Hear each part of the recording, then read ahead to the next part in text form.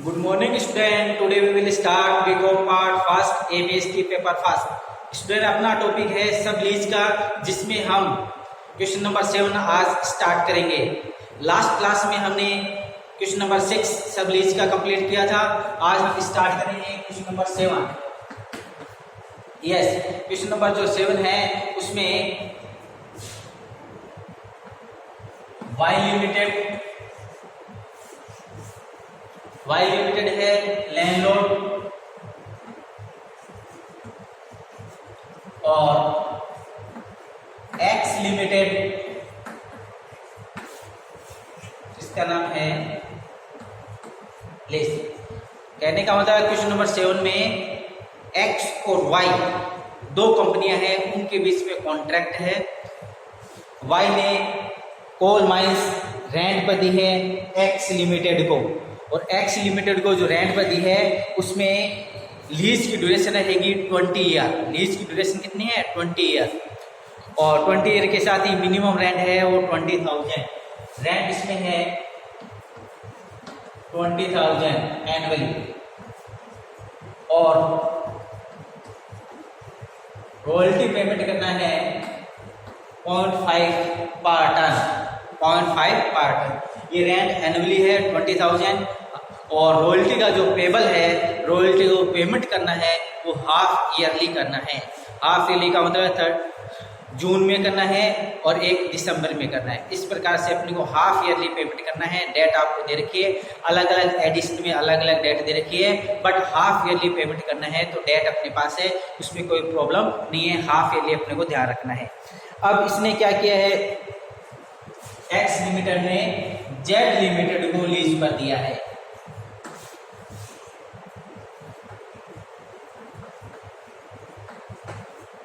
ठीक है, Z limited, तो ये सब लीज है, इसमें मेन लीज ये है। तो इस प्रकार से इनका कॉन्ट्रैक्ट क्या है, रेंट रहेगा 15,000 एनुअली। ठीक है, और रॉयल्टी के लिए 0.75 पर टन के लिए बोल रखा है। ठीक है, रॉयल्टी अपने को बुक में इसने बताया है वो 0.75 पर टन अपने को रॉयल्टी पेमेंट करनी है। तो ये तो है मेन टेबल। एक्स और वाई के बीच में जो कॉन्ट्रैक्ट हुआ है स्टूडेंट, उसमें अपने को मेन टेबल बनानी है, और एक्स और जेड के बीच में जो कॉन्ट्रैक्ट है उससे सब टेबल क्रिएट करनी है। तो सब लीज में अपने को पता है 2 टेबल क्रिएट की जाती है, एक मेन टेबल होती है और एक सब टेबल होती है। तो इसमें ये जो लेसी है इसका डबल रोल है। ये इसकी जो लेसी है और इसके लिए जेड के लिए क्या है, लैंडलॉर्ड है, मालिक है, क्योंकि जेड है वो वाई को नहीं जानता है और वाई लिमिटेड है वो जेड को नहीं जानता है।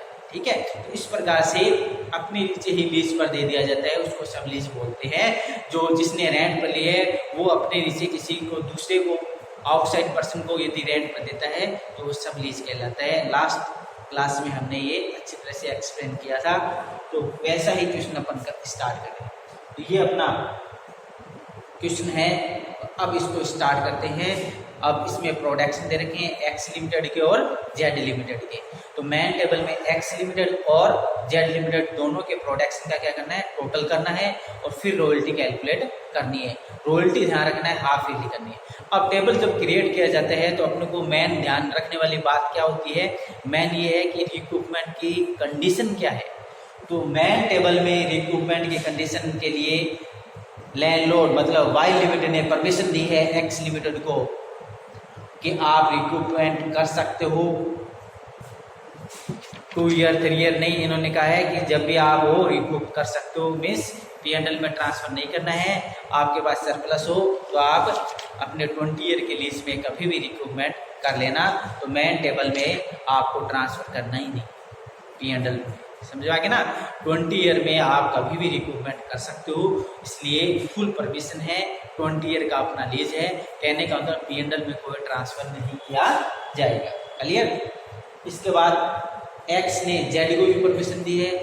जेड को इसने दी है 3 हाफ ईयरली रिक्रूटमेंट, मतलब 3 हाफ ईयर के आप रिक्रूटमेंट कर सकते हो जब भी आपको शॉर्ट वर्किंग हो। तो इस कंडीशन के अकॉर्डिंग अपने को टेबल क्रिएट करनी है। आई थिंक समझ में आ गया होगा। ये जो मैंने लिखा है ये क्वेश्चन को रीड करके यहाँ लिखा है। इस प्रकार से ही आपको पहले क्या करना चाहिए, फर्स्ट आपको क्वेश्चन की अच्छी से रीड करने के बाद इस प्रकार से नोट करना चाहिए। उसके बाद अब अपन इसको टेबल क्रिएट करेंगे और इसमें एंट्रियाँ पूछिए एक्स लिमिटेड में और अकाउंट पूछिए। तो एंट्री आपको आती है, अकाउंट मेंटेन करने आते हैं, इसमें कोई प्रॉब्लम नहीं है। ईच ईयर आपको पता है 3 एंट्रियाँ कंप्लीट की जाती है। अकाउंट की हम बात करें तो मेनली 3 अकाउंट बनाए जाते हैं। कौन कौन से, रॉयल्टी अकाउंट, शॉर्ट वर्किंग और लैंडलॉर्ड का। ठीक है, तो अब इसके अकाउंट क्या होंगे, इसके अकॉर्डिंग 3 अकाउंट बनेंगे, इसके अकॉर्डिंग 3 अकाउंट बनेंगे। तो एक्स लिमिटेड है, ये 3 अकाउंट कौन कौन से बनाएगा ये बता देता हूँ। Royalty account, short working account और लैंडलॉर्ड। ये 3 कौन सा बनाएगा, royalty account, royalty reserve account, ठीक है, और जेड लिमिटेड मतलब लेसी का। इस प्रकार से ये डबल रोल होने के कारण ये क्या करेगा, लैंडलॉर्ड के अकॉर्डिंग जेड के लिए क्या है, ये लैंडलॉर्ड है, इसके लिए 3 अकाउंट बनाएगा। तो लैंडलॉर्ड कौन कौन से अकाउंट बनाता है, रॉयल्टी का बनाता है, रॉयल्टी रिजर्व का अकाउंट बनाता है और लेसी का अकाउंट बनाता है। तो 3 अकाउंट को सब टेबल को देख कर बनानी है। और 3 अकाउंट ये कहाँ से बनाने हैं, मेन टेबल जो होगी उसको देखकर आपको 3 अकाउंट क्रिएट करने हैं। कौन कौन से, रॉयल्टी का करना है, शॉर्ट वर्किंग का करना है और लैंडलॉर्ड का करना है। कहने का मतलब आपके पास 2 टेबल है, 2 टेबल से आपको वही, एक टेबल से आप 3 अकाउंट कंप्लीट करते हो तो 2 से आपको 6 अकाउंट कंप्लीट करने हैं। समझ में आ गया। अब हम स्टार्ट करते हैं मेन टेबल।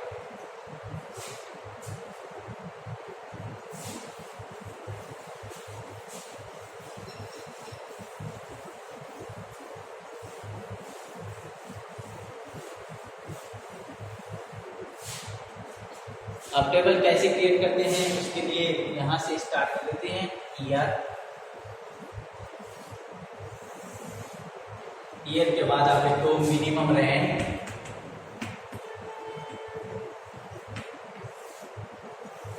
उसके बाद लिखते हो रॉयल्टी,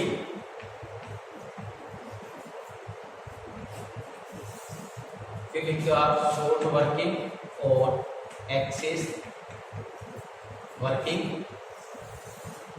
फिर लिखते हो शॉर्ट वर्किंग से रिक्रूट और P&L, 2 कॉलम बनाते हो। शॉर्ट वर्किंग की है ये, मेन इसकी हेडिंग है शॉर्ट वर्किंग और शॉर्ट वर्किंग के 2 कॉलम क्रिएट की जाती है। फिर नेट पेमेंट,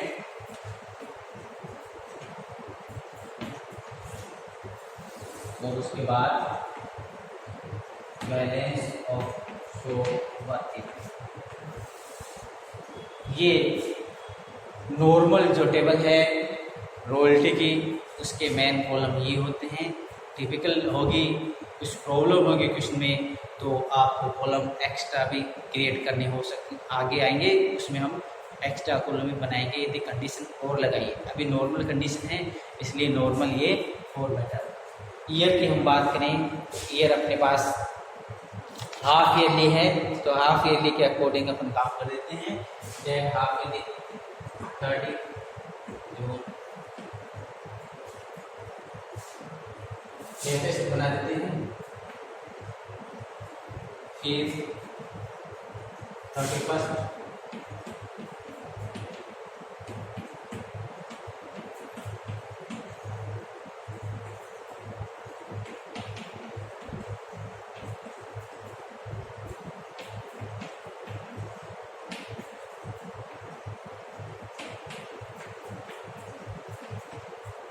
इस प्रकार से अपने को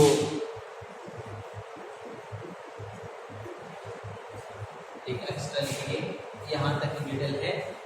ईयर अपने बुक में दिए हुए हैं, वहाँ से देखकर अपने को लिखना है। मिनिमम रेंट की हम बात करें तो मिनिमम रेंट है वो 20,000 एनुअली है। हाफ ईयरली हम पेमेंट करें हैं तो रेंट को भी क्या करना पड़ेगा, हाफ करना पड़ेगा। तो 20,000 का हाफ करना 10,000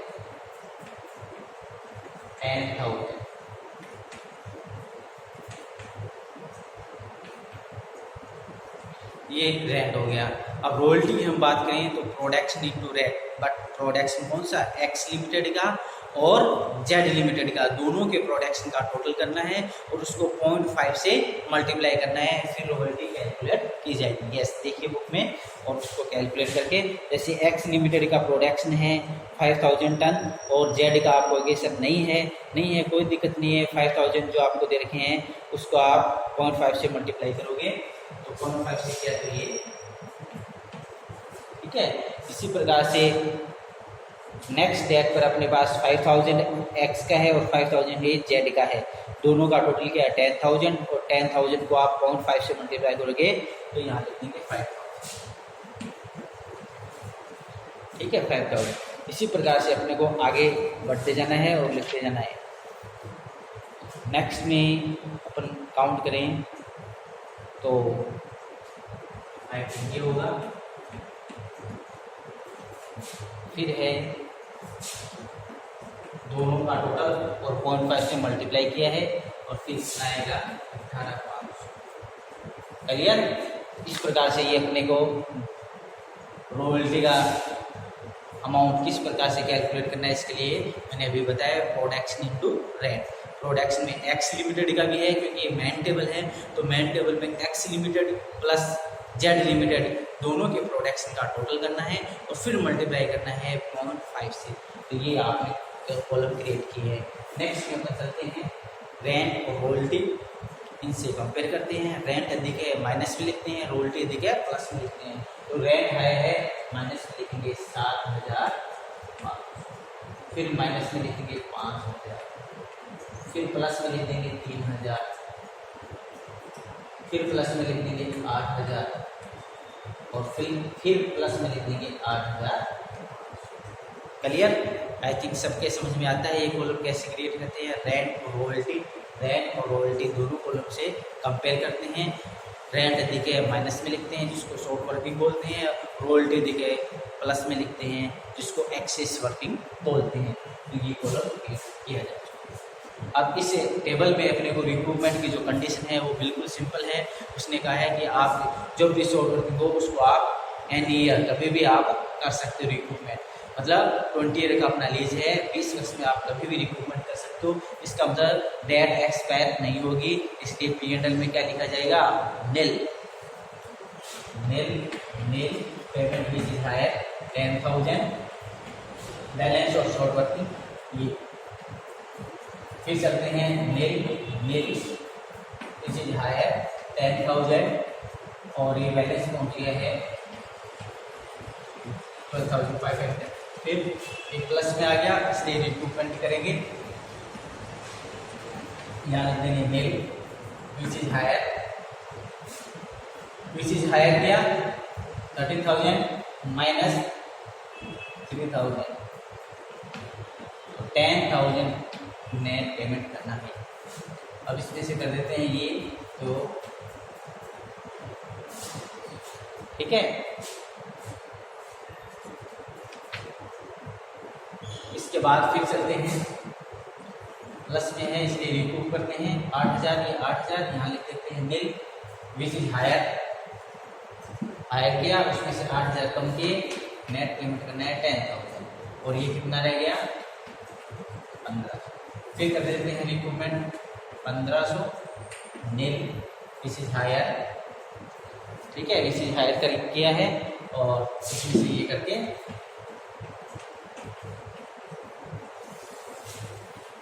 ये टेबल कंप्लीट।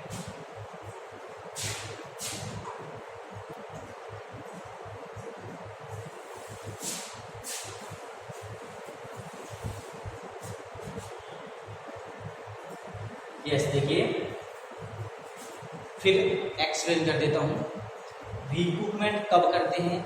कुछ बच्चों के प्रॉब्लम रहती है इन दो कॉलम में मैं लिखता हूँ उसमें, और किसी में आई थिंक आपकी प्रॉब्लम नहीं है, बट यहाँ पर प्रॉब्लम रहती है। जब ऑफलाइन क्लास होती ना, जब भी मैं देखता हूँ तो यहाँ प्रॉब्लम रहती है।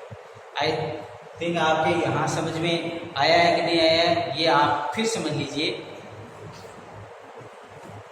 रिक्रूटमेंट कब करते हैं, जब आपका लॉस हो तो रिक्रूटमेंट किया जाता है।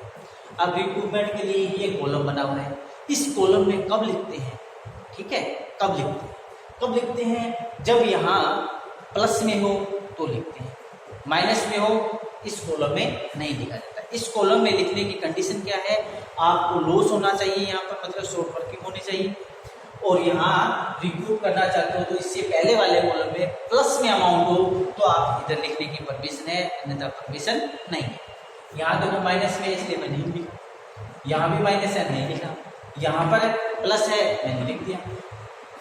कितने लिख सकता हूँ? जितना आपका लॉस है। मेरा लॉस है 12,500, यहाँ कितने लिख सकता हूँ? मैक्सिमम अमाउंट यहाँ जो है वो ही यहाँ लिख सकता हूँ। अब लॉस तो है 12,500, पर यहाँ पर कितने हैं? प्लस में 3,000, तो मैक्सिमम यहाँ जो होता है वो यहाँ लिख सकते हो। 3,000 मैंने लिख दिया, क्लियर? यहाँ मैक्सिमम कितने? 8,000, तो 8,000 लिख सकता हूँ, इससे अधिक नहीं लिख सकता। और इतना आपके लॉस है क्या? मेरा लॉस कितना है? इससे पहले वाले में बैलेंस देख ली, 9,500 का लॉस है, 8,000 प्लस है इसलिए 8,000 प्लस के मैंने लिख दिया, क्लियर? फिर चलते हैं नेक्स्ट ईयर। नेक्स्ट ईयर 8,500 है, तो मैं आपको कही सर यहाँ 8,500 नहीं लिखे आपने, क्यों नहीं लिखे?